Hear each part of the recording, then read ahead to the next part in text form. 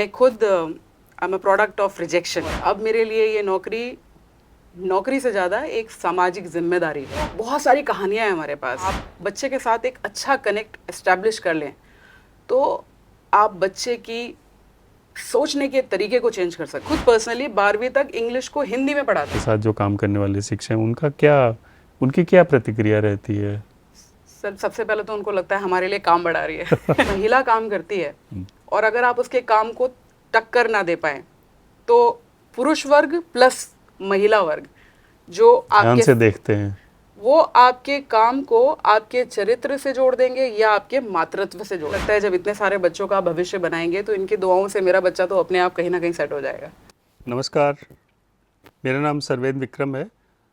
आज हमारे बीच बातचीत के लिए आकांक्षा सक्सेना जी आई हैं, जो कंपोजिट स्कूल आगाहपुर बिसरख गौतम बुद्ध नगर में सहायक शिक्षक हैं।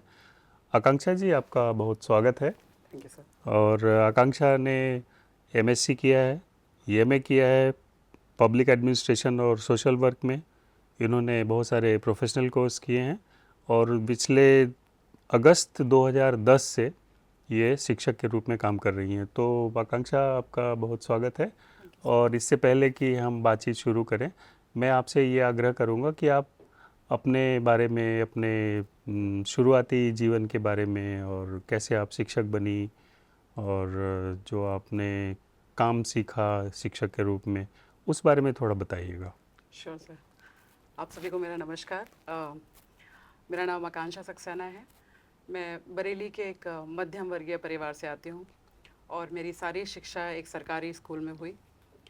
शिक्षा के बाद मैं आईएएस ऑफिसर बनना चाहती थी, लेकिन कुछ बुनियादी शिक्षा में कमी के कारण या फिर कहा जाए कि भाषा पर पकड़ के कारण मैं वहाँ तक नहीं पहुँच पाई।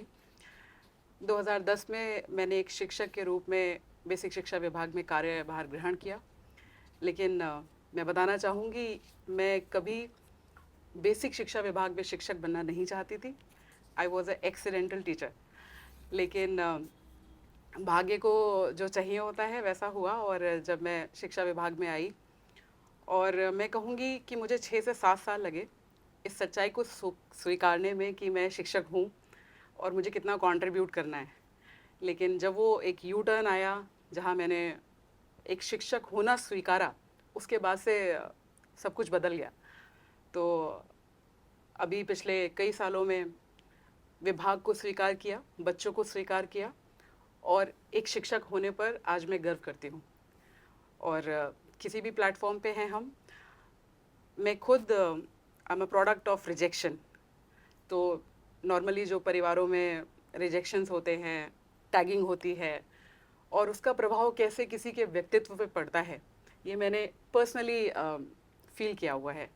तो आज जब मैं बच्चों के साथ कनेक्ट करती हूँ तो बस एक ही थंब रूल पर कनेक्ट करती हूँ कि वो जैसे भी जिस भी सिचुएशन में हैं, जिस भी बैकग्राउंड से आते हैं, जितना भी उनका मानसिक स्तर है, जो भी उनका पेरेंटल सपोर्ट है, जिस भी स्थिति में वो हैं, मैं उनको वैसा ही स्वीकारती हूँ। और मेरा ऐसा मानना है कि जहाँ पर एक्सेप्टेंस शुरू हो जाती है वहाँ पर कनेक्शन शुरू हो जाता है और वहीं पे आप एक सफल शिक्षक बन जाते हैं। और अब मेरे लिए ये नौकरी से ज़्यादा एक सामाजिक जिम्मेदारी है। और इस जिम्मेदारी को मैं अपनी क्षमताओं में रहते हुए पूरी तरह से निभाने की कोशिश करती हूँ, लोगों से सीखती हूँ और बच्चों तक क्या बेस्ट चला जाए, किस तरह से वो इस ग्लोबलाइजेशन के टाइम में जब सब कुछ इतना भाग रहा है, हम रील वाली दुनिया में भाग रहे हैं, कैसे उनको अपग्रेड कर दिया जाए, कैसे उनको वो सब कुछ दे दिया जाए जो बहुत हाई फाई स्कूल में मिलता है। क्योंकि हम सब जानते हैं कि बेसिक शिक्षा विभाग उन बच्चों के लिए वो लास्ट होप है जहाँ वो अपनी पढ़ाई के लिए देखते हैं, मेंटल सपोर्ट के लिए टीचर्स की तरफ देखते हैं, मनोबल के लिए टीचर्स की तरफ देखते हैं। तो बेसिक शिक्षा विभाग का टीचर केवल टीचर नहीं होता, पार्शली एक अभिभावक होता है। तो बहुत अच्छा प्लेटफॉर्म है, हम सब इसे बहुत बहुत आनंद के साथ निर्वहन करते हैं। आकांक्षा, आपने बच्चों की पृष्ठभूमि की बात कही। जी। ये स्पष्ट है कि जो बच्चे आते हैं उनकी पृष्ठभूमि में बहुत तरह के अभाव हैं। माता पिता बहुत पढ़े लिखे नहीं हैं, उनकी जिम्मेदारियां, उनका काम धाम और जीविका कमाने की जो जद्दोजहद है, और जो परिवार का माहौल है, बहुत सारी चीज़ें हैं जो उनके सीखने को और पठन के स्तर को प्रभावित करती है जी। और नेगेटिवली भी कई बार प्रभावित करती है। तो आपको लगता है कि अगर स्कूल में मेहनत की जाए और उनके साथ काम किया जाए तो जो घर का प्रभाव है, वातावरण का जो प्रभाव है, उसको आप उससे उससे आप निपट सकते हैं, उससे आप पार पा सकते हैं? बिल्कुल, मेरा ऐसा मानना है, क्योंकि किसी भी व्यक्ति का जो वर्तमान व्यवहार है वो दो चीज़ों से आता है, एक उसकी हेरिडिटी और एक उसका एनवायरनमेंट। हेरिडिटी हम कंट्रोल नहीं कर सकते, क्योंकि वो माता पिता जो भी उसका बैकग्राउंड है, उसके दादा परदादा जो भी अनुवांशिकी चली आ रही है, उसमें हम कोई ऑल्टरेशन नहीं कर सकते हैं, क्योंकि अब बच्चा है इस दुनिया में। लेकिन एनवायरनमेंट एक ऐसी चीज़ है, इंस्पाइट ऑफ कि उनके घर का बैकग्राउंड क्या है, किसी के पिता होते हैं, किसी की माता नहीं होती, किसी के दो दो पिता होते हैं, किसी को अपने भाई बहनों को ही पालना पड़ता है, किसी के घर में एक वक्त की रोटी होती है। तो बहुत सारी कहानियाँ हैं हमारे पास। स्पेशली मैं जिस ज़िले से आती हूँ, नोएडा में, वहाँ पर बहुत सारी माइग्रेंट पॉपुलेशन है, और आप पाएंगे कि उनका जो बेसिक एम है वो कमाना है। तो माँ बाप दोनों चले जाते हैं बाहर, तो बच्चों पर केवल पढ़ने का ही बोझ नहीं है, बल्कि अपने छोटे भाई बहनों को पालने का भी बोझ है। इस स्थिति में वो एक ऐसा शहर है जहाँ बहुत सारी टेक्नोलॉजी है, बहुत सारे रिसोर्सेज हैं, और जितनी अपॉर्चुनिटीज़ सही होने की हैं उससे ज़्यादा गलत होने की हैं। मेरा ऐसा मानना है और ऐसा विश्वास है, और मैंने ऐसा पिछले कई वर्षों में अनुभव किया है कि अगर आप बच्चे के साथ एक अच्छा कनेक्ट एस्टैब्लिश कर लें तो आप बच्चे की सोचने के तरीके को चेंज कर सकते हैं। ये जो आपने कनेक्ट शब्द कहा, ये बड़ा आकर्षक है। जी बच्चों से कनेक्ट या बच्चों से एक तादाद में एक रिश्ता कैसे बनाते हैं आप स्कूल में?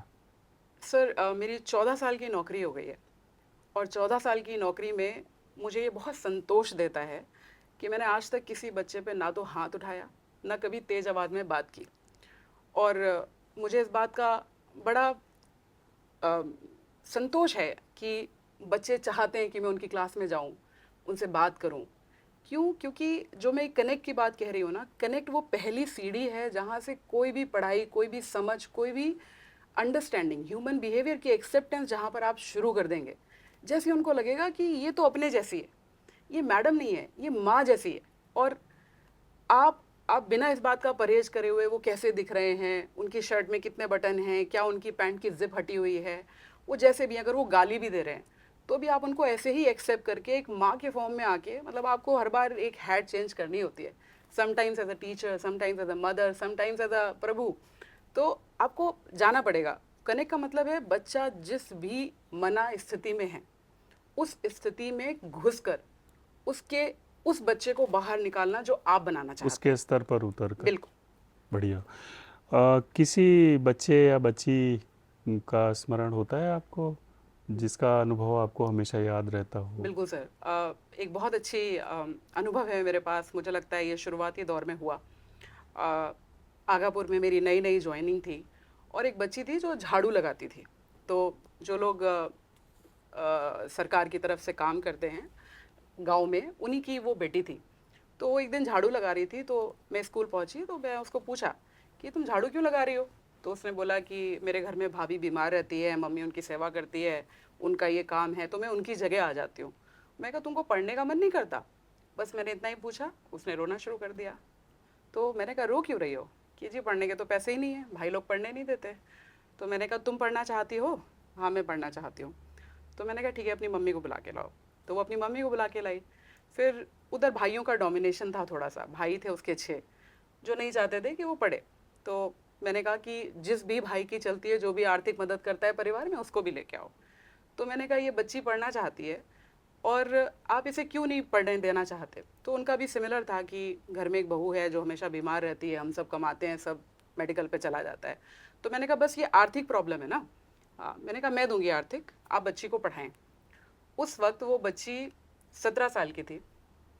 अब ये था कि 8वीं तक की तो हमारी फ्री एजुकेशन होती है, 8वीं के बाद 9वीं में जब जाएगा तो पेरेंट्स को पैसा खर्च करना पड़ेगा, और अगर पेरेंट्स ने हाथ जोड़ दिए तो वहीं उसका भाग्य लिख जाता है पढ़ाई के मामले में।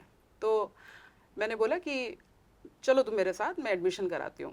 मैं पर्सनली, मेरे स्टाफ की जो हेड थी उन्होंने मेरा सहयोग किया। मैं पर्सनली उसको अपनी एक्टिवा पे बिठा के ले गई, 2-4 स्कूल लेके गई, सब किसी ने मना कर दिया क्योंकि 17 साल की उम्र थी, 8वीं का भी उसके पास टीसी नहीं था, एग्ज़ाम नहीं दिया था। तो बहुत आगे पीछे करके कई स्कूलों में जाके एक स्कूल में मैंने रिक्वेस्ट किया कि आप इसका टेस्ट ले लो, अगर टेस्ट में पास हो जाती है तो आप एडमिशन दे दो। टेस्ट में कैसे पास होती है, उसने पीछे 7-8 साल पहले पढ़ाई छोड़ दी थी, तो टेस्ट भी नहीं क्लियर कर पाई। तो फिर बहुत ये जो हमने इस प्रोसेस में जो स्ट्रगल किया था ना, उसमें उसकी वो एक ज्योति जग गई कि मुझको पढ़ना है, कोई है जो मेरी पढ़ाई को सपोर्ट करना चाहता है तो मुझको पढ़ना है। तो वो रोती थी, मैम बस एडमिशन करा दो मैम, मैं आपको बता रही हूँ मैम, मैं निकाल के दिखाऊंगी, जितनी मेहनत करनी पड़ेगी मैं करूँगी। तो एक हमारे पास में स्कूल का नाम मैं नहीं लूँगी, मैंने जाके प्रिंसिपल से बहुत पर्सनल लेवल पे रिक्वेस्ट किया, मैंने कहा एक काम करते हैं, आप इसको 3 महीने दो, देखते हैं अगर ये कुछ अच्छा इंप्रूवमेंट दिखाती है तो कंटिन्यू करेंगे, इसकी किताबें, इसकी ड्रेस, इस सब का भार मेरा, ये नहीं देगी पैसे, मैं दूंगी डायरेक्टली, ये केवल पढ़ने आएगी। तो अच्छी महिला थी वो, उन्होंने मेरी बात समझी, फिर उन्होंने स्ट्रगल भी देखा। हम 3 महीने तक घूमते रहे, नोएडा के जितने भी सेमी गवर्नमेंट और गवर्नमेंट स्कूल थे उसमें सबको पता था कि ये केस घूम रहा है तो वो थोड़ी सी लिबरल थी, तो उन्होंने 3 महीने का वक्त दिया, बच्ची का एडमिशन लिया। उन्होंने कहा लेकिन हम प्रॉपर रजिस्टर पे नहीं लिखेंगे जब तक ये इस लेवल पे नहीं होगी। ये ठीक है। 3 महीने तक उस बच्ची ने डेली घर का पूरा काम करती थी, खाना बना के जाती थी, और वहाँ पर उसने बहुत अच्छी परफॉर्मेंस दी। मतलब एटलीस्ट टीचर्स को, जैसे अब्राहम लिंकन के बारे में हम पढ़ते हैं कि माई स्ट्रगल फॉर एन एजुकेशन, वैसे उस बच्ची ने 3 महीने में एटलीस्ट ये प्रूव कर दिया कि शी इज़ विलिंग, कर सकती है। उस पर टीचर कन्विंस थी, फिनेंस था, तो उन्होंने कहा ठीक है पढ़ने देते हैं। मुझे finally she got admission in class 8th। और उसके बाद जब वो 10th में पास हुई, मैं तो भूल गई क्योंकि टीचर से मेरी बातचीत थी, मेरा खुद का बच्चा छोटा था, घर में बहुत जिम्मेदारियां थी, स्कूल, मैं तो भूल गई, पैसे जाते रहते थे, हर 6 महीने पे फीस जाती है जैसे आपको पता है। 10th में उस बच्ची को 78% आया। 78%। और उस वक्त मुझे मैं बालिका शिक्षा में स्टेट लेवल पे ट्रेनिंग देती थी, ये मेरे लिए बहुत रोल मॉडल था। और ये इतना इंस्पायर करता है कि sometimes all they need a push, कोई है उनके पीछे, कोई है जिसको इस बात की परवाह है, कोई है जो उनके डिसीजन में उनके साथ खड़े होने को तैयार है। उस लड़की ने 12वीं भी कर लिया, और अभी पिछले 2 साल पहले मेरे उससे मुलाकात हुई थी। Now she is married. हाँ, और किसी गांव में एक अच्छे पढ़े लिखे लड़के के साथ उसकी शादी हुई है, और अच्छी बात यह है कि वो आंगनवाड़ी में कहीं काम भी कर रही है। बहुत बढ़िया। आपके स्कूल में जो बच्चे आते हैं, ख़ास करके जो लड़कियां आती हैं, उनको अपने जीवन के बारे में, आगामी भविष्य के बारे में, उनके मन में कोई रोल मॉडल है? कभी आपने ऐसा देखा हो, सोचा हो, पूछा हो? पता नहीं ये क्या सब रोल मॉडल हाँ है भी या नहीं है? बिल्कुल होता है सर, बिल्कुल होता है। और आपको ये जानकर बहुत आश्चर्य होगा कि एक टीचर जब स्कूल में घुसता है, वो जिस तरह से बच्चों से कनेक्ट करता है, वो क्या पहनता है, वो कैसे बात करता है, वो जीवन के डिसीजन कैसे लेता है, वो रोज़मर्रा के जीवन में बच्चों से बात कैसे करता है, इसके आधार पर उनके मन में उनके रोल मॉडल बनते हैं। और ये बड़ी, अगर हमको कभी घर में कोई प्रॉब्लम है तो हमें बतानी पड़ेगी कि हमको तुमसे ये परेशानी है। ये बच्चे जो अंडर प्रिविलेज बच्चे हैं, हमारे स्कूलों में बच्चे हैं, ये इतना अद्भुत है कि आप कभी मानसिक तौर पे कहीं भी थोड़ा सा डिस्टर्ब है ना, तो ये बच्चे आपके पास आएंगे, पूछेंगे मैम आप ठीक है, this is a connect we have. और आपका हर वो चीज़, अगर वो आपको रोल मॉडल मानते हैं, तो आपके बाल बनाने का तरीका, आपके कपड़े पहनने का तरीका, आपका बैठ जाओ, खड़े हो जाओ, सब कुछ कॉपी करते हैं, सब कुछ कॉपी करते हैं। तो बड़ी बड़ी जिम्मेदारी है कि एक टीचर कैसे बोल रहा है, कैसे हंस रहा है, कैसे अपनी बात बता रहा है। बड़ी जिम्मेदारी है। है। आपने जर्मन सीखी है, आपने फ्रेंच भी सीखा है, और आप अंग्रेज़ी की ट्रेनर हैं, आपने बहुत सारे कोर्सेज़ किए हैं, और आप शिक्षकों को अंग्रेज़ी कैसे सिखाएं, कैसे इम्प्रूव करें, इसकी ट्रेनिंग भी देती हैं। ये सारा काम करते हुए आप अपना मोटिवेशन, अपनी एनर्जी कैसे बनाए रखती हैं? How you keep your self sir motivated and मुझे ऐसा लगता है सर कि जब कोई आपकी तरफ एक्सपेक्टेशन रखता है कि वो आपसे कुछ सीखना चाहता है, जैसे इस ग्लास में पानी भरा होगा तभी वो दूसरे में पोर कर दे पाएंगे। सकता है। तो अगर आपको किसी को कुछ देना है कुछ सिखाना है तो डेफिनेटली आपको उससे ज़्यादा पता होना चाहिए, तभी आपको सिखा सकते हैं। राइट। तो अगर मुझे इंग्लिश सिखानी है तो जो उनका लेवल है, अब देखिए हमारे बेसिक के स्कूलों में 8वीं को पढ़ाने के लिए टेक्निकली देखें तो एक 10th पास बच्चा 8वीं तक के स्तर को पढ़ा सकता है। हमारे पास, मतलब मेरी बात को अन्यथा ना लिया जाए, ये मेरे व्यक्तिगत विचार हैं, हमारे पास ओवर क्वालिफाइड लोग हैं, हर कोई एटलीस्ट ग्रेजुएट प्लस बीएड तो है ही। तो ये तो बहुत ऊपर का लेवल हो गया, तो हर बच्चा पढ़ जाना चाहिए, हर बच्चा एक्सेल करना चाहिए। लेकिन बेसिक स्तर पर अगर आप देखेंगे तो ये there is a gap. Teacher को क्या पता है और बच्चे ने कितना सीखा है, बहुत गैप। इसमें बहुत बड़ा गैप है। तो बच्चे को जहाँ तक पता है वहाँ से बच्चे को उठाना इज़ अ टैलेंट। तो अंग्रेज़ी अगर सिखानी है ऐसे बच्चों को जिन्होंने पहले कभी अंग्रेज़ी पढ़ी नहीं है, जी घर में भी कोई ऐसा वातावरण नहीं है, तो क्या दिक्कत आती है और कैसे आप उसको दूर करती हैं? सर, मैंने जो एक्सपेरिमेंट किए हैं, कैसे शुरुआत करती हैं? जी, मैंने जो एक्सपेरिमेंट किए हैं शिक्षा विभाग में, वो किसी किताब से पढ़कर नहीं किए। मेरा खुद का अनुभव अंग्रेजी सीखने का 16 साल का है, क्योंकि मैं खुद सरकारी स्कूल से पढ़ी थी। और जब मैं यूपीएससी की तैयारी कर रही थी तो मेरे पास किताबें होती थी। जिस वक्त में मुझे कॉन्सेप्ट समझने थे उस वक्त में मुझे लैंग्वेज सीखने में गया, और वक्त लिमिटेड है। तो मैंने ऐसा पाया कि language is a big gap. और सबसे बड़ा प्रॉब्लम ये है कि हमारे पाठ्यक्रम में भाषा को विषय के तौर पे देखा जाता है। भाषा और विषय दो अलग अलग चीज़ें। अलग है। भाषा इज बोलचाल, कम्युनिकेशन। मैंने आपसे 4 शब्द कहे, जिस इंटेंशन के साथ कहे, आपके पास उसी इंटेंशन के साथ पहुंच गए बिना किसी गैप के। दिस इज कम्युनिकेशन, जो लैंग्वेज का काम है। लेकिन एक इंग्लिश के पैरा को हिंदी में पढ़ना, मैंने खुद पर्सनली 12वीं तक इंग्लिश को हिंदी में पढ़ा था। तो जब ओह। यस, सरकारी स्कूल में मैं इस बात को कह रही हूँ, मैंने पढ़ा था। और लैंग्वेज को सीखने के लिए मैंने सेल्फ एक्सपेरिमेंट किए कि कैसे इसको सीखेंगे कैसे। तो जो टेक्निक्स डेवलप हुई वो मेरी खुद पर ऑलरेडी अप्लाइड थी। तो मुझे लगा a normal person can learn like this. तो उसको आप भाषा की तरह अप्रोच करेंगे तो चीज़ें बहुत आसान हो आसान जाएंगी। होगा। जैसे क्लास में आप जाके बोल रहे हैं गुड मॉर्निंग, गुड आफ्टरनून, बातचीत से शुरू करते बच्चों को ये सुनना अच्छा लगता है। और जब आप बच्चों को कहते हैं आज घर जाके अपने मम्मी पापा को गुड बाय बोलना, जब कल आओगे तब पूछना हाउ आर यू। तो जब रिक्शा चलाने वाला व्यक्ति भी जब अपने बच्चे के मुंह से good morning, good afternoon, goodbye, how are you जैसे शब्द सुनता है ना, उसके चेहरे में स्माइल आती है। उसको लगता है मेरा बच्चा कुछ सीख रहा है। तो ये वहाँ से मोटिवेशन चालू होता है। फिर वो जो सीख रहे हैं उसके लिए उनको बार बार प्रोत्साहित करना। जैसे मैंने बहुत एक्सपेरिमेंट किया है, और भाषा को सिखाने के लिए आपको अलग से टाइम चाहिए होगा। तो जो उनके सब्जेक्ट हैं उसमें कैसे इंग्लिश को ऐसे इन्वॉल्व कर दे भाषा को। जैसे सोशल साइंस पढ़ रहे हैं तो आपको बताना है कि भाई पूरे मैप पर कितने कॉन्टिनेंट है। तो अब आप बोल रहे कि what is the name of your continent. पढ़ा आप क्या रहे हैं? सामाजिक विज्ञान। भाषा कौन सी है? इंग्लिश। और जब ये आप 4 बार बोलते हैं तो वो 4 बार कान रिसीव करते हैं। एक इमिटेशन की जो टेक्निक है, छोटा बच्चा घर में पैदा सुन होता के है, ही सीखता है। Exactly, imitation is the first need. अब आप माँ बच्चे को कभी ग्रामर की बुक लेके नहीं पढ़ाती है। जो माँ बोलती है वो बच्चा बोलता है। अगर माँ ने कोई भी शब्द बचपन से गलत बोला है और बच्चे ने गलत सुना है तो बच्चा गलत ही बोलेगा। तो इमिटेशन का एक बहुत बड़ा रोल है। तो आपको कभी नहीं बोलना है कि आओ आज हम भाषा सीखेंगे। आप जो बोल रहे हैं आपको उसे इस तरीके से परोसना होगा कि बच्चे उसको इमिटेट करने पे मजबूर हो जाएं। और जब वो इमिटेशन करें तो आप उनको एनकरेज करें। आपने ब्लॉक स्तर पे अंग्रेजी शिक्षकों का एक समूह गठित किया है। जी क्या है ये और कैसे ये काम करता है, या उसमें आपका क्या अनुभव रहा है? जी जो शिक्षक आते हैं उनकी क्या प्रतिक्रिया रहती है? सर, 2017 में गवर्नमेंट ने एक जियो निकाला जिसके अंतर्गत उन्होंने कहा कि कुछ स्कूल्स को इंग्लिश मीडियम में कन्वर्ट करो। क्योंकि एक गरीब आदमी भी जो 2 वक्त की रोटी मुश्किल से चलाता है वो भी चाहता है कि उसका बच्चा इंग्लिश मीडियम में पढ़े। तो सरकार ने एक इनिशिएटिव लिया कि कुछ स्कूलों को इंग्लिश मीडियम में कन्वर्ट करो।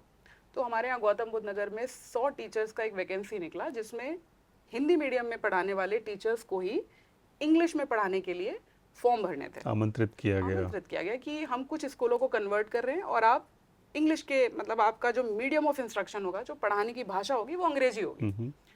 मैं फिर कह रही हूँ कि 8वीं को पढ़ाने के लिए 10वीं पास बच्चा is more than sufficient technically. तो जो ग्रेजुएशन प्लस बीएड करके आया है या बीटीसी करके आया है, उसकी इतनी अंग्रेजी तो सक्षम होती है कि वो पढ़ा सकता है। लेकिन बड़ा दुर्भाग्य था कि 100 एप्लीकेशन के रेस्पॉन्स में केवल 22 आवेदन आए। वो एक अलार्मिंग सिचुएशन थी। और हमेशा कहते हैं कि जहाँ चुनौती होती है वहीं अवसर होता है।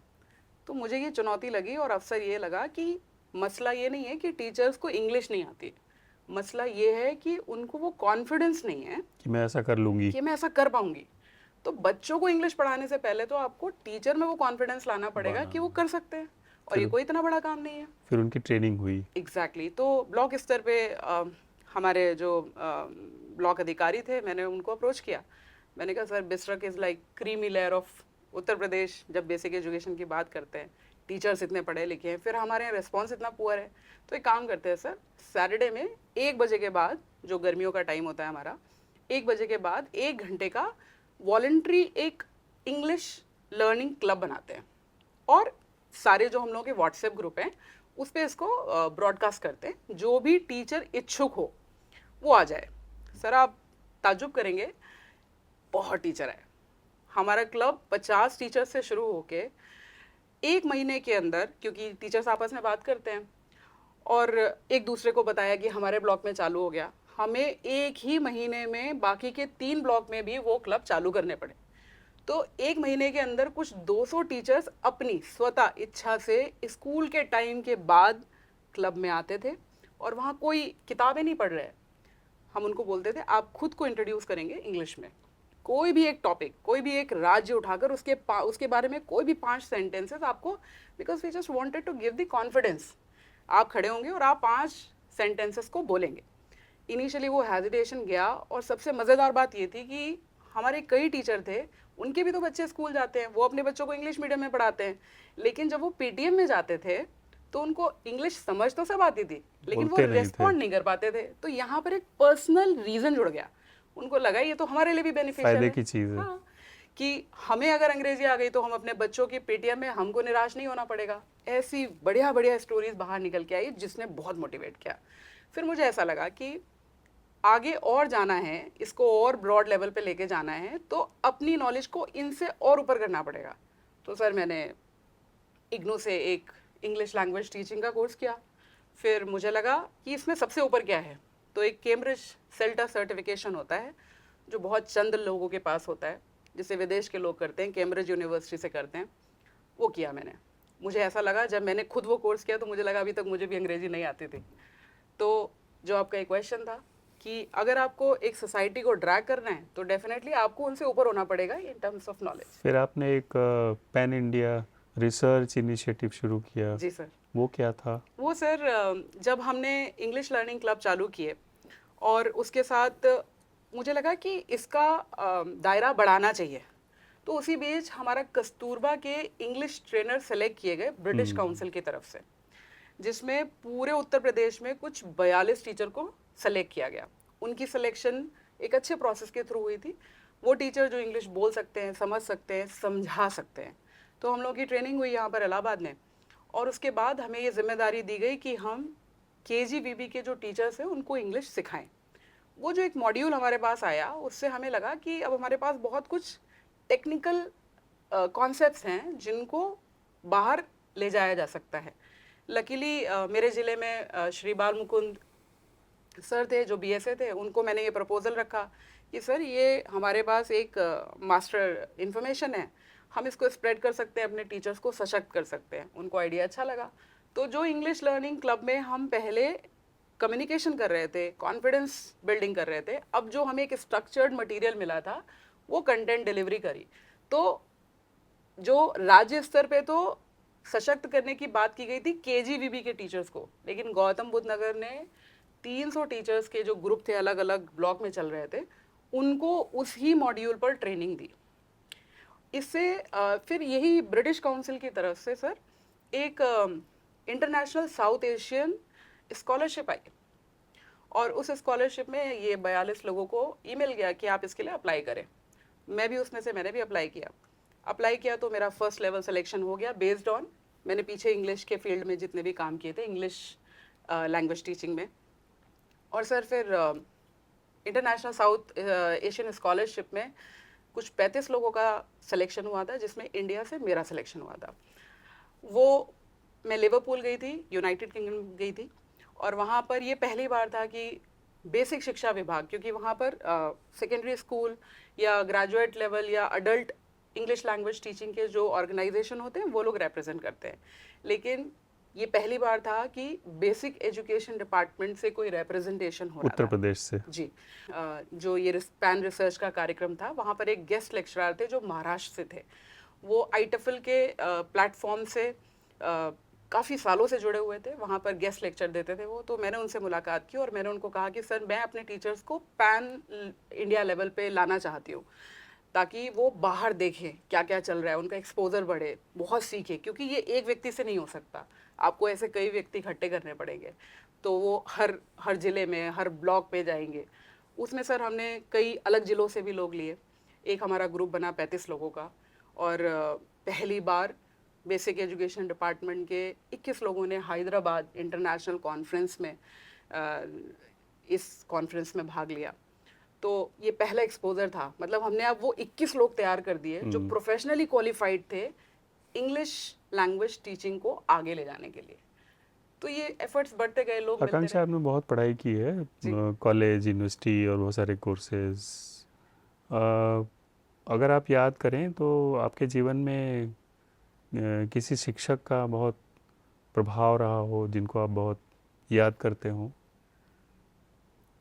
सर ऐसा नहीं? टेक्निकली जब शुरुआत में मैं इंग्लिश में बात करती थी तो अपने ही शिक्षक इसको अलग तरीके से देखते थे। तो मुझे लगा कि इसकी अप्रोच को चेंज करना पड़ेगा। तो मैं कहूँगी जो उनकी क्रिटिसिज्म थी, जो उनकी नेगेटिव फीडबैक थी, मुझे लगा इसको कॉम्पनसेट करने के लिए इनको ये ज़ील जगाना पड़ेगा कि इंग्लिश मतलब कोई अंग्रेज नहीं है, ये ज़रूरत है, और ये मुझे आपको हम सबको सीखने की ज़रूरत है। अगर हम पब्लिक स्कूल के रिप्रेजेंटेटिव्स हैं, और अगर हम ही सशक्त नहीं होंगे तो हम अपने बच्चों को चलने वाले समाज के साथ कैसे खड़ा कर पाएंगे। इंग्लिश नीड है, एक ग्लोबल लैंग्वेज है, उससे हमारी राजभाषा कहीं कम नहीं हो रही है। हिंदी पर आपकी पकड़, आपकी ज़रूरत है, आपकी मातृभाषा है, वो सबको बाय डिफ़ॉल्ट बहुत अच्छा आता है। लेकिन अगर आपको ग्लोबल प्लेयर बनना है तो इंग्लिश आपको आनी चाहिए। और सर एक बहुत बड़ा, हम हमेशा न्यूज़पेपर में देखते थे या फिर कई मीडिया बंधु हमारे होते थे, वो जाके टीचर से सीधे स्पेलिंग ही पूछ लेते थे। तो जिस दौर में मैंने नौकरी ज्वाइन की थी, ऐसे कई वीडियो आते थे जिसमें सीक्रेट की स्पेलिंग गलत बता रहे हैं तो मजाक बन रहा है। तो आकांक्षा, आप ये जो करती हैं स्कूल में और स्कूल के बाहर और विभिन्न प्लेटफॉर्म्स में, तो आपके जो कोलीग्स हैं, आपके साथ जो काम करने वाले शिक्षक हैं, उनकी क्या प्रतिक्रिया रहती है? सर सबसे पहले तो उनको लगता है हमारे लिए काम बढ़ा रही है क्योंकि उनको लगता है कि अगर ये करेंगी तो क्वेश्चन हमसे भी हो सकता है, जब ये कर सकती है तो आप क्यों नहीं कर सकते हैं। आप सपने देखती हैं? बहुत देखती हूँ सर, बिल्कुल देखती हूँ। किस तरह के सपने आपको आते हैं? सर मुझे हमेशा लगता है कि मुझे सोसाइटी में बहुत कंट्रीब्यूट करना है। कुछ कॉलिंग आती है मेरे को, अभी भी आती है। मुझे ऐसा लगता है शिक्षा के क्षेत्र में कुछ बुनियादी बदलाव की ज़रूरत है, और कुछ भी करके एक कॉलिंग आती है कि नहीं, इसको इम्प्रूव करना है, और ये मुझे बहुत अपना सा लगता है। मुझे लगता है जैसे ये इसकी पहचान, कोई भी नेगेटिव रिपोर्टिंग सीधे मेरे दिल को लगती है। जैसे जब आप इंटरनेशनल सिक्योरिटी पढ़ते हैं ना, तो चीन जब भारत के आसपास आता है ना, तो ऐसा लगता है अपने घर में आ गया, क्योंकि तब आप चीज़ों को जानते हैं। तो जब हमें पता होता है कि चुनौतियाँ क्या हैं, अफसर क्या बन सकते हैं, बस लीडरशिप की अगर लीडरशिप आ जाती है तो हमारी सोच, हमारे विचार, हमारे कार्यक्रम, हमारे प्रोजेक्ट को दिशा मिल जाती है। वरना सर हमारे विचार, हमारी सोच डब्बे में पड़कर साइड हो जाते हैं। आपने कभी सोचा आपकी जो ताकत है क्या है वो? मुझे लगता है निस्वार्थ कनेक्ट। और कोई एक ऐसी बात जिससे आप छुटकारा पाना चाहती हैं? कोई ऐसी कमजोरी, कोई ऐसा नेगेटिव पर्सनालिटी में, सोच में? सोच में सर कि जब भी आप काम कर रहे हैं तो कुछ लोग, सेक्शन ऑफ सोसाइटी ज़रूर होगा जो आपको डीमोरलाइज करेगा। जैसे मैंने व्यक्तिगत तौर पे देखा, जब एक महिला काम करती है और अगर आप उसके काम को टक्कर ना दे पाए, तो पुरुष वर्ग प्लस महिला वर्ग जो ध्यान आपके से देखते हैं। वो आपके काम को आपके चरित्र से जोड़ देंगे या आपके मातृत्व से जोड़ देंगे। मतलब मैं इसको एग्जांपल देती हूँ। मान लीजिए आप किसी पर्टिकुलर अधिकारी के टाइम पे, क्योंकि आपने अपना एक प्रोजेक्ट रखा, अधिकारी को उसमें इंटरेस्ट आया और उनका खुद का भी इंटरेस्ट है कि वो सोसाइटी को कुछ दे, तो वो अपनी लीडरशिप देते हैं, आप अपना आइडिया देते हैं, दोनों मिलकर काम करते हैं। तो जो कमज़ोर लोग होते हैं जिनका उस तरफ कभी रुझान ही नहीं गया, उन्होंने देखा है एक महिला काम कर रही है और लोग इससे जुड़ते चले जा रहे हैं। कोई पॉलिटिक्स नहीं है, कोई पैसा नहीं है, बस निस्वार्थ काम हो रहा है। तो ऐसे तो पॉपुलैरिटी बढ़ जाएगी, फिर हमको कौन पूछेगा। ईर्ष्या होती है। ईर्ष्या होती है, तो वो आके आपका जो पर्सनल लाइफ है या जो आपका एक प्रोफेशनल एक जीवन है, एक टीचर के रूप में एक जीवन है, आपने करीब 15 साल बिताए हैं। हमारे दर्शकों को उनमें उसमें से कोई एक ऐसा अनुभव, कोई एक खास दिन जिसको आप अक्सर जिसको आप भूल नहीं पाती हैं? जी सर, हम लोगों ने गौतम बुद्ध नगर में 2019 में एक ELT कॉन्फ्रेंस किया था और उस ELT कॉन्फ्रेंस में हमने शिक्षकों से बोला कि English as a second language पर वो पेपर प्रेजेंट करें। स्कूलों में जो हम टीचर्स को सिखाते थे natural ways of learning English and speaking English, और फिर हम उनको कहते थे जाके अपने स्कूल में इसको बच्चों को सिखाओ, और फिर हम बच्चों को बुलाते थे, बच्चों को पीयर ट्यूटर के रूप में तैयार करते थे, फिर बोलते थे जाके अब अपने साथियों को सिखाओ। और ये करने के बाद जब एक कंपाइल फॉर्म में हमने एक कॉन्फ्रेंस ऑर्गेनाइज करी और उसकी रिहर्सल में कुछ 20-25 बच्चे थे जो अलग अलग ब्लॉक के स्कूल से आए थे। उनको अगले दिन सभी अतिथियों के सामने अपना इंट्रोडक्शन अपने बारे में इंग्लिश में बताना था। सर वो दिन मैं कभी नहीं भूलती हूँ, जब वो बच्चे स्टेज पे आ रहे थे और इंग्लिश में बोल रहे थे, ऐसा मन भर गया कि ये कर सकते हैं। वो दिन मैं कभी नहीं भूलती। जानकारी के लिए और विजडम के लिए लोग अपने आसपास कोई ढूंढते हैं, खोजते हैं कि आपने किसी ऐसे व्यक्ति को पाया है, महिला पुरुष अपने आसपास, जिसको आप कहते हैं ना गो टू पर्सन? सर मेरा साधु संतों में बहुत आकर्षण रहा है, तो मैं कई साधु संतों के सानिध्य में रहती हूँ, उनको सुनती हूँ, उनकी सोच सुनती हूँ, और मैं बहुत हाईली मोटिवेटेड हूँ विवेकानंद जी से। उनको पढ़ती हूँ तो ऐसा पाती हूँ कि कई बार शायद मैंने भी वैसा फील किया है। तो सर लर्निंग तो जीवन में चलता रहता है और चलना चाहिए, वही आपको ऊपर करता है, तो मैं सीखती रहती हूँ। कोई टर्निंग पॉइंट? मेरी माता जी की डेथ। ओह जी, अब वो नहीं है। अब वो नहीं है। जैसे मैंने आपको बताया कि मैं UPSC की तैयारी कर रही थी और कई बार प्री निकाल चुकी थी। 2018 में मेंस के पास थी, लेकिन एक कार एक्सीडेंट में उनकी डेथ हो गई। जब उनका देह सामने पड़ा था तो मुझे ऐसा महसूस हुआ कि आपके पास कितना वक्त है आपको पता नहीं है। तो एक एग्ज़ाम के पीछे भागने से अच्छा ये है कि आप जहाँ हो वहीं पर कुछ ऐसा करो जो कोई नहीं कर पाया। अगर आप बदलाव ही देखना चाहते हो तो वो एक अधिकारी बन के ही थोड़ा ना हो सकता है। बदलाव से मुझे याद आया जी, अपने जीवन में आप कोई चीज़ बदलना चाहती हैं? अभी तक के जीवन में मौका अगर मिले फिर से लिखने का? तो सर मैं चाहूँगी कि मेरी बेसिक एजुकेशन थोड़ी स्ट्रांग होती।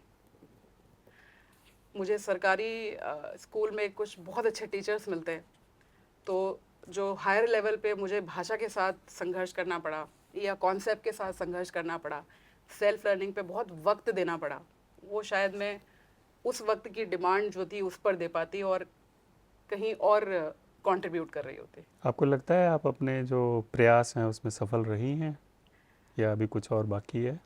नहीं सर, प्रयास तो चलते रहेंगे, जब चलता तक रहता है। जीवन चलता रहेगा प्रयास तो चलते रहेंगे। स्कूल को लेके आपके मन में क्या कल्पना है कि भविष्य में इसको ऐसा दिखना चाहिए?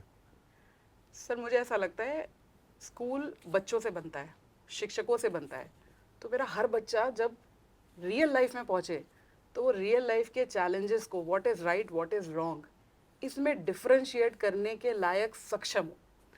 तो वो सक्षम होगा। साक्षरता और सक्षम होना ये दो अलग चीज़ें हैं।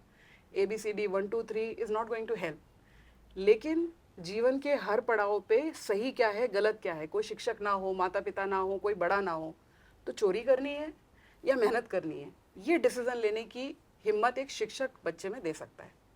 ये होना चाहिए। जब आप क्लास में हैं और बच्चों को पढ़ा रही हैं और कोई माता पिता अभिभावक आते हैं और कहते हैं कि मैं आपकी कक्षा में बैठकर देखना चाहता हूँ या देखना चाहती हूँ कि आप क्या कर रही हैं, कैसे कर रही हैं, तो आपकी क्या प्रतिक्रिया होगी? सौभाग्य का विषय है सर, सौभाग्य का विषय है। उनको पता चले कि हो सकता है वो अपने बच्चे को घर पे टैगिंग करते हो कि पढ़ता नहीं है, नालायक है, घूमता रहता है, वो देखें कि क्लास में उनका बच्चा कैसे बिहेव करता है।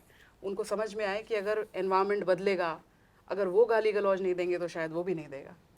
सौभाग्य की बात है। स्कूल के जो बाहर का वातावरण है उसमें बहुत तेज़ी से बदलाव हो रहे हैं। जी बच्चों में और अभिभावकों में भी सोशल मीडिया का बहुत प्रचलन है, बहुत समय जाता है इसमें। जी और बच्चों को इससे आगाह करने के लिए, इससे मना करने के लिए कई बार माता पिता नहीं सफल हो पाते। तो एक शिक्षक के रूप में आप इसको कैसे हैंडल करती हैं? सर, मुझे लगता है अगर जीवन में सही वजह हो तो भटकाव होगा ही नहीं। किसी के पास कुछ नहीं है करने को, तो टेक्नोलॉजी एक ऐसी चीज़ है जिसमें कोई ट्रेनिंग नहीं है, किसी के भी हाथ में आसानी से आ रही है और उसकी कॉस्ट बहुत कम देनी पड़ रही है, तो डाइवर्जन भी बहुत सारे हैं। लेकिन अगर उनको जीवन की सही वजह बता दी जाए, सही वक्त पे ये बता दिया जाए कि इसको करके आगे कहाँ पहुँचोगे और इसको करके कहाँ पहुँचोगे। जैसे जनरली मैं जो अपर प्राइमरी के बच्चे होते हैं, मैं उनको दो ही बातें कहती हूँ। पहली ये कि 8वीं के बाद तुम 9वीं में जाओगे नहीं जाओगे तुम्हारे हाथ में नहीं है। तुम्हारे माँ बाप चाहेंगे तो ऐसा होगा, तुम्हारा पढ़ने में अच्छा रिजल्ट आएगा तो ऐसा होगा, लेकिन 8वीं तक अपने आप को इस लायक बनाओ और 8वीं के बाद कोई ना कोई प्रोफेशनल, कोई व्यावसायिक कोर्स करो जिससे तुम्हें पैसे के लिए कभी कोई गलत काम ना करना पड़े। जैसे जो लड़कियां हैं उनको सिलाई का काम आए, वो ब्यूटिशियन का काम सीखें, कोई ऐसा कौशल कौशल विकसित करें। आपका एक व्यक्तिगत जीवन है जिसमें परिवार है, बच्चे हैं, बच्चा है, पति है, जी उसके भी दायित्व हैं, और एक स्कूल है और उससे जुड़ी हुई बहुत सारी जिम्मेदारियां हैं। इसमें जो संतुलन होता है एक महिला को बिठाना पड़ता है अक्सर। जी बिल्कुल। तो आप कैसे बिठाती हैं इसमें संतुलन? सर, आपकी प्रायोरिटीज़ अगर क्लियर हैं और अगर आप निस्वार्थ भाव से दोनों जगह जुड़े हुए हैं, तो आपका परिवार भी समझता है कि आप कुछ गलत नहीं कर रहे, आप कुछ अच्छा ही कर रहे हैं और वो आपका साथ देते हैं। और मैं इसके लिए अपने आप को भाग्यशाली कह सकती हूँ कि मेरे पति देव और मेरा बेटा दोनों ने ही मुझे हमेशा सपोर्ट किया।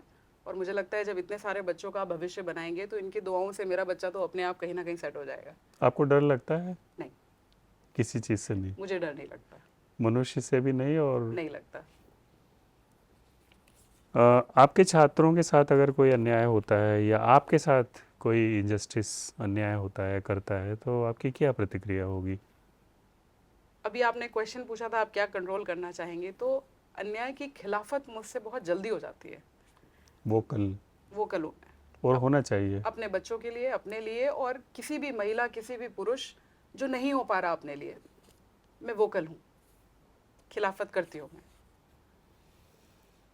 तो हमारे दर्शकों और श्रोताओं में जो शिक्षक हैं उनसे आप ये बात कहेंगी कि उनको अपनी बात ज़ोर से कहनी आनी चाहिए जहाँ सही बात है? मुझे लगता है अगर बात सही है तो धीरे भी कहेंगे तो चलेगा। तो चलेगा, उसके लिए आवाज़ ऊंची करने की आवाज़ जरूरत। ऊंची तब करनी पड़ती है जब बात में दम नहीं होता। अगर बात में दम है तो सहजता के साथ आप बड़े से बड़े कॉन्सेप्ट को, बड़े से बड़े रिजेक्शन को, बड़े से बड़े ऑपोजिशन को बहुत सहजता के साथ रख सकते हैं। लेकिन अगर कुछ गलत हो रहा है और आज आप उसे सही मान रहे हैं या सह रहे हैं, तो वो कल उससे ज़्यादा ही गलत रिजल्ट देगा जो आज दे सकता है। तो जैसे सांप को काटना आता है, वो आज ही नहीं काट रहा है, वो कभी भी काट सकता है।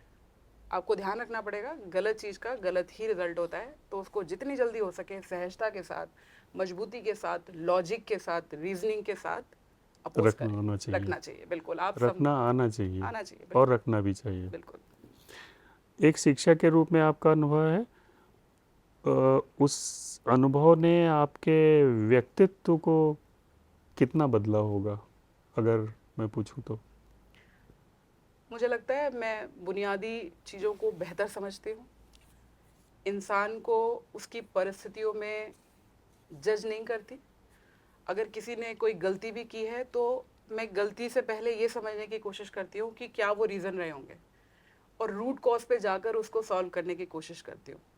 और मुझे लगता है कि मैं व्यक्तिगत तौर पे हर व्यक्ति को उसके प्लस और माइनस के साथ एक्सेप्ट करती हूँ, और ये जो निस्वार्थ प्रेम मिलता है बच्चों की तरफ से, जो कोई रिश्ते में आपके नहीं लगते, वही पूंजी है। वही पूंजी है, वही सेटिस्फेक्शन है।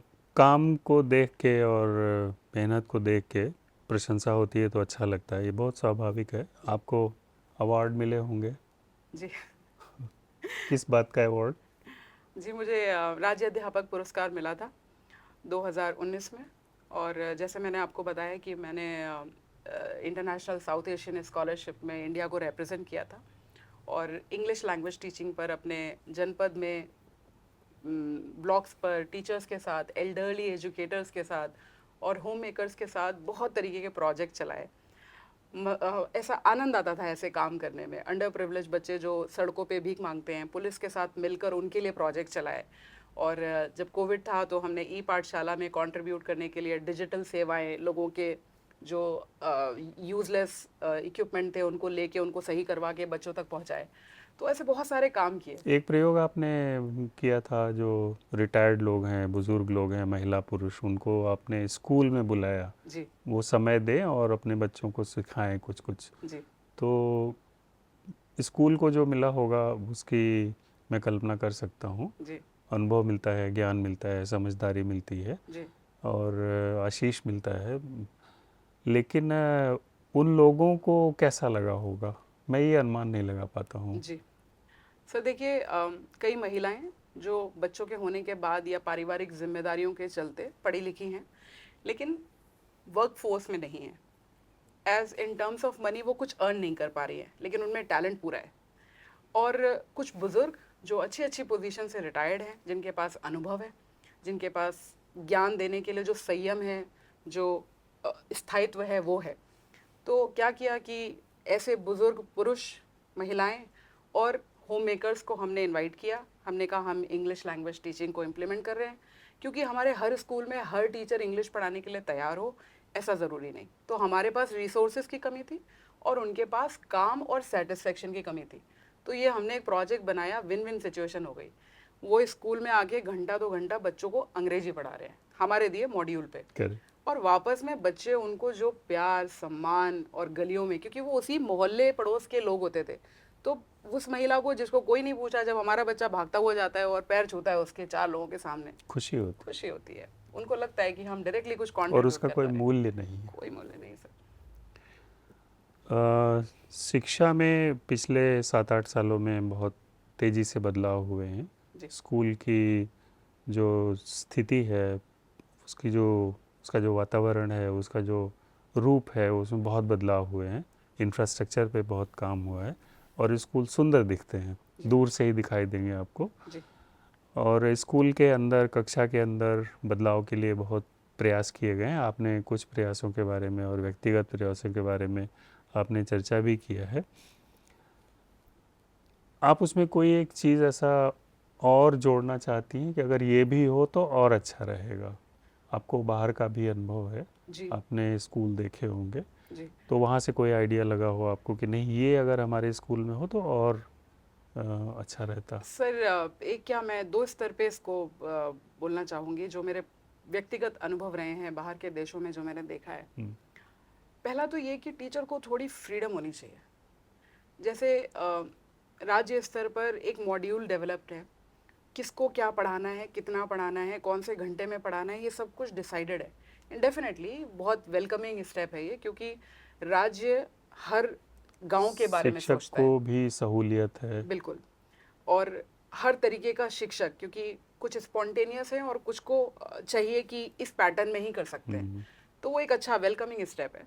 लेकिन इस प्रोसेस में कुछ टीचर जो हमेशा इससे ऊपर करते थे या इससे अलग कुछ कर सकते हैं, थोड़ा और क्रिएटिव हो सकते थे, वो शायद इसमें सिमट गए। तो ये मेरा व्यक्तिगत मानना है कि टीचर्स को थोड़ी सी फ्रीडम मिले।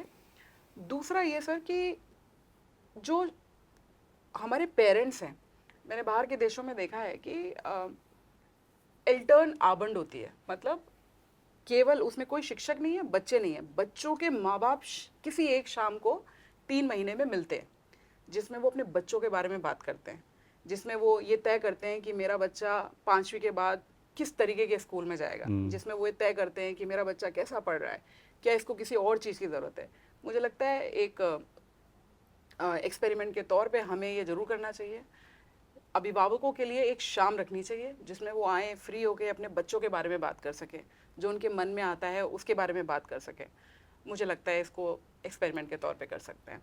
आज की बातचीत में मेरा आखिरी सवाल आकांक्षा आपसे ये है, जी, मानिए कि आप लाइव हैं और आपके सामने दर्शकों में बच्चे हैं स्कूल के, उनके माँ बाप हैं और बहुत सारे शिक्षक हैं, माता पिता, अभिभावक हैं बहुत, तो उस लाइव संबोधन में आप क्या संदेश देना चाहेंगी बच्चों को, शिक्षकों को और माता पिता को, अगर आप दे सकें तो? जी सर, वैसे तो मैं संदेश नहीं देना चाहती हैं? संदेश नहीं देना चाहती हूँ। कोई एक बात कहना चाहें अगर? अपने अनुभव के आधार पर मैं यही कहना चाहूँगी कि हर बच्चा अलग है, हर बच्चे की क्षमताएं अलग हैं, तो बच्चों को कंपेयर ना करें, बच्चों को फ्रीडम दें कि वो जो एक जन्मजात एबिलिटी लेके आया है कुछ अलग करने की, उसको पानी मिले, उसको सपोर्ट मिले, क्योंकि हर व्यक्ति एक सा नहीं है, सबके गुण अलग अलग हैं और सब में अलग अलग क्षमताएं हैं। तो रैट रेस ना बनाए, जो बच्चा जिस चीज़ में पारंगत हासिल कर सकता है, एबिलिटी है, उसको प्लीज़ पहचाने और उसको आगे बढ़ावा दें। टीचर्स के लेवल पे मैं ये कहूँगी कि शिक्षक होना एक नौकरी से ज़्यादा एक बहुत बड़ी सामाजिक जिम्मेदारी है। आप क्या बोलते हैं, कैसे बच्चों के साथ इंटरैक्ट करते हैं, इस सब का प्रभाव किसी के व्यक्तित्व पर पड़ रहा है। आपको पता नहीं है, डायरेक्टली और इनडायरेक्टली आप हज़ारों बच्चों का व्यक्तित्व बना रहे हैं। इसकी कोई क्लास नहीं है, ये दिन प्रतिदिन के जो व्यवहार है हर क्षण हो रहा है। इसका कोई शेड्यूल नहीं है, इसका कोई टाइम टेबल में क्लास ही नहीं है, लेकिन इसका प्रभाव बहुत लंबा है और आपका कहना, आपका करना, आपका देखना सब उन पर प्रभाव डालता है। तो सामाजिक जिम्मेदारी है, और अगर आप बच्चों से कनेक्ट करेंगे, ये मैं व्यक्तिगत अनुभव के आधार पे बता रही हूँ, आपके अनुभव डेफिनेटली मुझसे अलग हो सकते हैं। कनेक्शन प्राइमरी नीड है। एक बार अगर आप बच्चों से कनेक्ट कर गए तो मुझे लगता है पढ़ाई तो मुद्दा है ही नहीं। आप उन्हें जो करवाना चाहें, जो पढ़ाना चाहें, बहुत सहजता के साथ पढ़ा सकते हैं। तो आज की बातचीत यहीं विराम है, और आकांक्षा आप आई और आपने बहुत समय दिया, आपको बहुत धन्यवाद, बहुत बहुत धन्यवाद आपको। Thank you so much sir. नमस्कार। नमस्कार।